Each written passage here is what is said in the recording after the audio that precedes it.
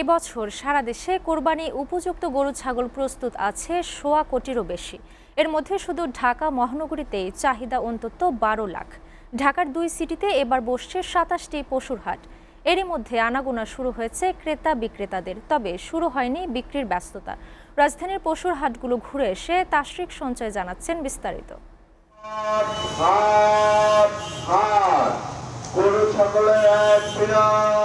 কোরবানির ঈদ এলেই রাজধানী ঢাকা মহানগরীর এই নতুন সাজসজ্জা। নগরীর ভিড় কমাতে উত্তর দক্ষিণ সিটিতে খানিকটা এদিক ওদিক করে বসানো হয়েছে মোট ১৭টি কোরবানির পশুর হাট। হাটে ক্রেতা বিক্রেতার নিরাপত্তা নিশ্চিত করে চলাচল নির্বিঘ্ন করতে নেওয়া হয়েছে প্রয়োজনীয় ব্যবস্থা। বিভিন্ন প্রতিষ্ঠানও কোরবানির পশুর হাট ঘিরে নিয়েছেন নানা উদ্যোগ।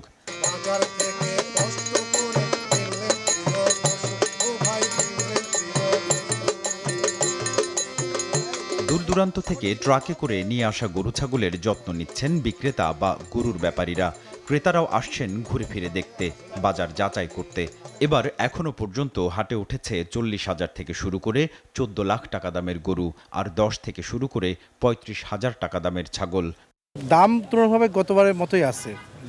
ব্যাপারীদের বা যারা ক্ষুদ্র ব্যবসায়ী এদের কথা বললাম তো, গরু ভাওরে বাঁধেছে তো বেচা কেনা এখনো শুরু হয় নাই। সব লোকজন আসছে, গরু বাছুর দেখছে। ক্রেতাদের স্বাচ্ছন্দ্য নিশ্চিত করে তাদের আকৃষ্ট করতে হাটগুলোতে কড়া নজরদারি কর্তৃপক্ষের। এখানে সব ধরনের সব বাজেটের গরু পাওয়া যাবে ইনশাল্লাহ। খুব সুন্দর একটা পরিবেশ এবং নিরাপত্তা আছে, 100% সিকিউরিটি আছে।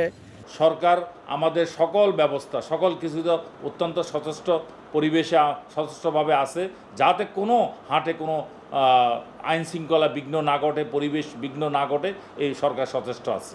২৮ মে বৃহস্পতিবার কোরবানির ঈদ হলেও হাটগুলো চলবে ৩০ মে শনিবার পর্যন্ত।